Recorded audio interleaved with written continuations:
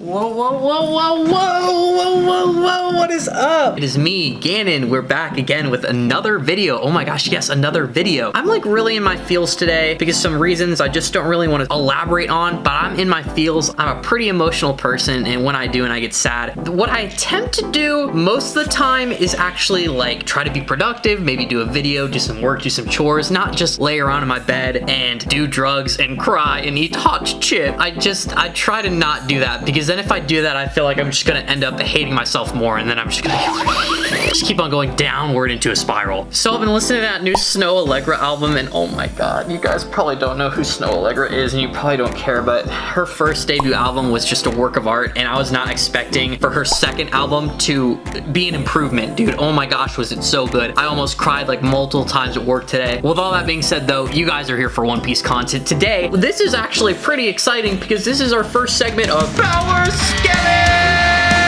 Hopefully I didn't peak the mic right there. I probably did. But yes, this is my first segment of power scaling. I'm a dirty power scaler. I'm actually, in terms of me being in the anime community, I'm like the shoe seller of the anime community. I'm a dirty freaking power scaler. I love to take one opponent and another opponent and criticize them based on their feats and their abilities and their attitudes. I love power scaling, and today the first character that we're actually power scaling is going to be fun, and I have mentioned this before on the podcast. First episode of power scaling is going to be Yamato. I'm super excited. I've been wanting to do this for ages now. Yamato has just been a character that's super impressive, and basically within the last couple chapters, spoiler alert, she's been confirmed to be a Straw Hat. She went out and said herself that she has the intention of sailing the seas with Luffy after the Wano War. Not only do we have this craziness, we also have in the last chapter Oda hitting us finally with her Devil Fruit reveal. We saw her previously in a fight with Sasaki that she was prepared to turn into her own Devil Fruit to actually fight him. That was before Frankie actually showed up and decided to take Sasaki for himself. So ever since then, we've all been wondering what kind of Devil Fruit does Yamato have and how much stronger does it actually make her? What is Yamato at her best, going all out? How strong is she? And just to tell you off rip, I totally believe after examining everything and just all the context clues, all the information we have about Yamato, which admittedly is very little, I believe that she is a weapon to surpass Metal Gear for sure. Like, Yamato actually is going to be the crew member to easily surpass Jinbei, perhaps, maybe even Sanji. I'm sorry to say, you guys did see Yamato hit ulti with one attack and actually knock her out. Sanji, prior to getting the raid suit, no shot is he doing something like that. I'm so sorry. But what do you guys have me believe after you see Yamato just baseball bat ulti out of existence? She's incredibly strong. The daughter of Kaido has been raised by Kaido, has been oppressed, beaten, trained by Kaido, a character who is pretty much the strongest living pirate alive that we know of right now that could fight Luffy. He's absolutely insane. So just Yamato being a character that has taken the brunt of that beating, the brunt of that training, it has made her incredibly strong. So strong that she has the ability to use advanced hockey. She has crazy, crazy, crazy durability. And also she just gets all those beautiful Kaido genes, which means she has the same horns as Kaido, she uses the same like club as Kaido, she's very Kaido-like. And I've been speaking recently with Dylan about this theme of inherited badassery. A lot of the characters in the One Piece world have like almost a lineage of badassery. If your parents or your grandparents were really cool badasses, odds are you're at least going to be slightly cool. Roger and Ace, Yamato and Kaido, Luffy, his grandpa and his father, and then possibly maybe when we learn the actual identity of some of the other adult characters in the series, we might see some more lineage that repeats this theme. But what I'm trying to get here is that Yamato is crazy strong, even without the Devil Fruit. Let's just talk about without the Devil Fruit, what Yamato has done so far. Yamato has been shown to easily be able to, in the past, keep up with Ace, which, you know my opinions on Ace. That isn't too big of a feat for me. Ace is a character that was horrible in the main story and had to repeatedly be repaired over and over again again in his own novels and just after the time skip in general, so that's a reason why I don't like Ace. A lot of people wonder why I don't like Ace. He's a character that was designed to die. Yamato is very much able to keep up with Ace like years ago, so current Yamato has definitely grown and gotten stronger since then, being able to easily keep up with Luffy in gear 2nd, and I think he might have even used gear 3rd towards Yamato, and she's keeping up with this fine. When Yamato finally found Luffy, she was extremely adamant on giving him a lot of information, telling him that basically she's been waiting for him, but Luffy's actually out here fighting a war. He's trying to raid Kaido, a very prominent and powerful Yonko. See, he doesn't have time to meet Yamato and deal with all of her BS, but Yamato's insistent, and the only way that Yamato is gonna get a word in is if she could actually like spar with Luffy, and she totally can. Luffy outside of gear 4th is something that Yamato can seemingly deal with perfectly fine. Who are other characters that I would see maybe being able to deal with Luffy in his base form, like outside of gear 4th perfectly fine? Jinbei, Zoro, I'm not confident. Sanji with the raid suit now, definitely, but Sanji without the raid suit, no shot. I mean, come on, guys. Sanji during Whole Cake unleashed his whole entire kit onto Luffy, and then Luffy passed out for what?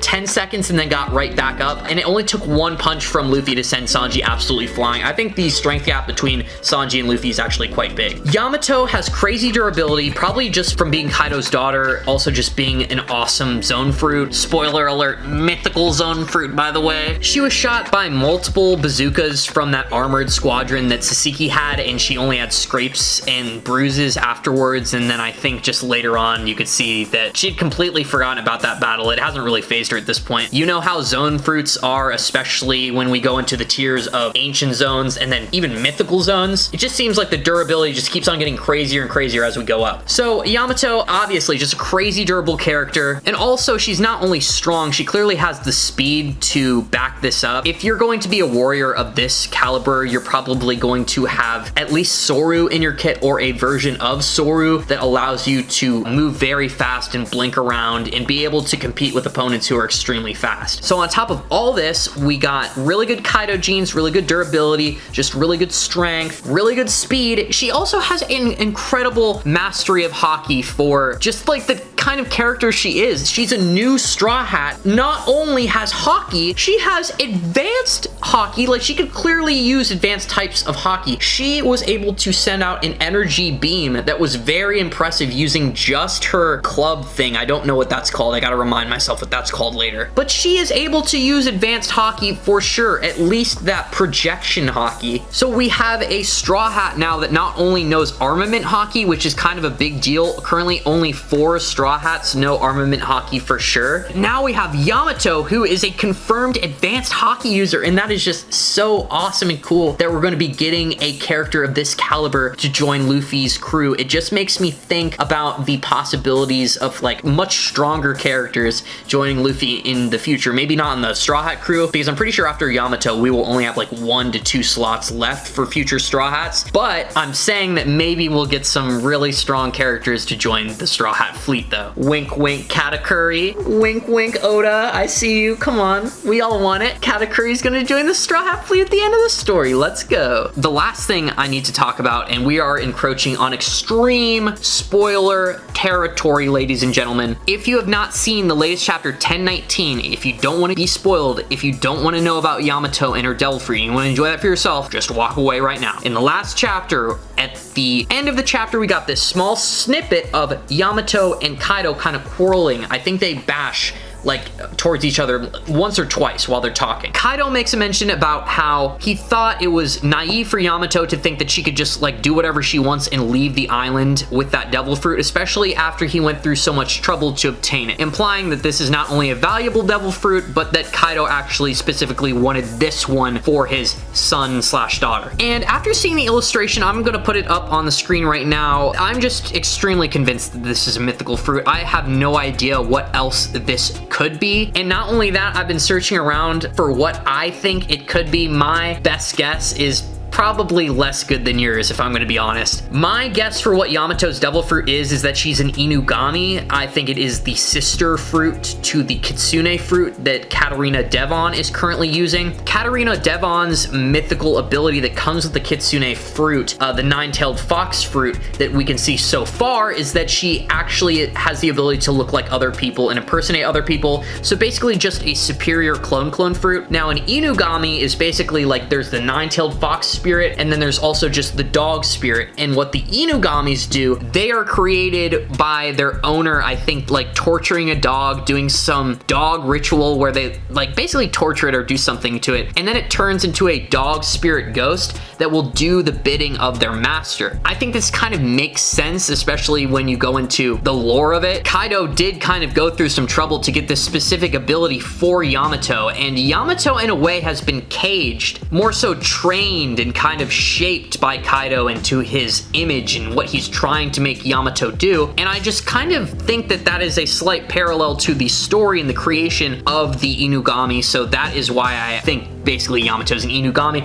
is because I'm looking at her hybrid form, guys, and she is like a deer spirit with canine teeth. I cannot decipher what this is at all. I believe that Oda intentionally showed us this hybrid form to throw us off, because if he would have showed us the full form, it would have been like all said and done. We would have known what it was. But I'm actually really surprised that I'm looking at this hybrid form and I can't even decipher what Yamato's ability is. So what I'm going with right now is that she has the Inugami fruit, and it's the sister fruit to the nine-tailed fox fruit. I'm saying that just because it seems like the most realistic option to me. I cannot think of anything else. The only thing it really reminds me of other than that is that deer spirit that was in that Princess Mononoke Studio Ghibli movie, but I don't think that that's a prominent Japanese mythology creature or anything like that. I don't know if have any prominent deer spirits or deer gods in their mythology. I couldn't find any when doing a quick couple Google searches, but what the Inugami does in Legends is that they're able to easily possess and take over people, so perhaps that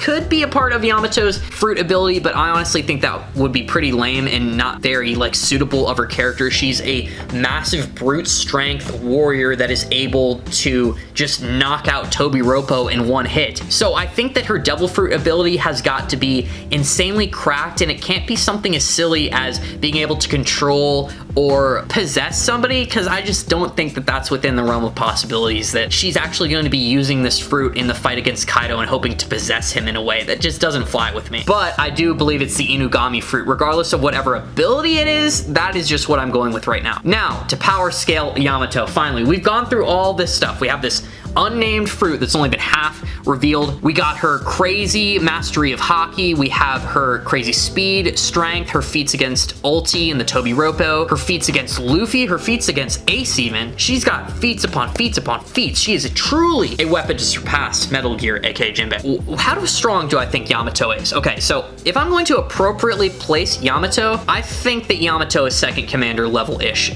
No way is she a third commander level character. I feel like she is going to go up against third commander level characters. Of course, not Vista, by the way. We're not including Whitebeard's cracked ass crew. I believe that she is beating most third commander level characters. That includes Cracker, Yasop, Jack, for sure. She's absolutely beating Jack. I think if she's able to wipe the floor with the Tobiropo like that, I think she could easily beat Jack. And I even think in a high diff fight that she may be able to defeat like most of the second commanders right now, like not Jozu, but Queen. Who else do we have? Smoothie, and then we also have Lucky Roo, which, you know, Lucky Roo is absolutely insane, so I really can't say that for sure. But what I can say confidently is that take that second commander level range. You got Jozu, you got Queen, you got these veteran pirates who have crazy strength feats. They have a mastery of Haki. They are veteran pirates who do veteran New World stuff. That's all I'm getting out of Yamato. And then on top of that, she is literally like Kaido's kin. And then she has this crazy cracked mythical devil fruit that's not only going to just augment her battle speed and strength abilities, but it's going to give her some cool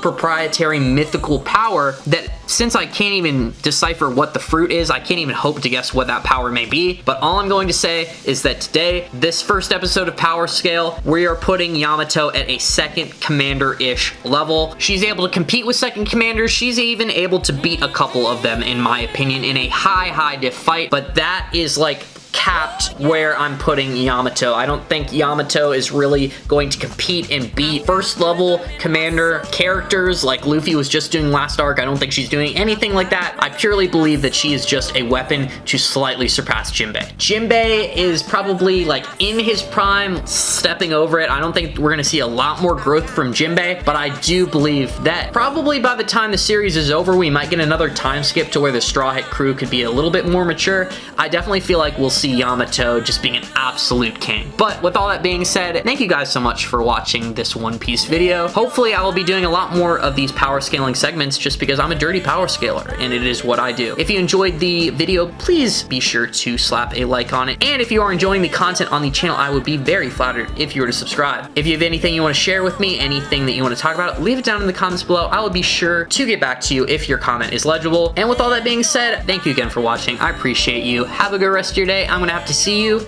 in the next one.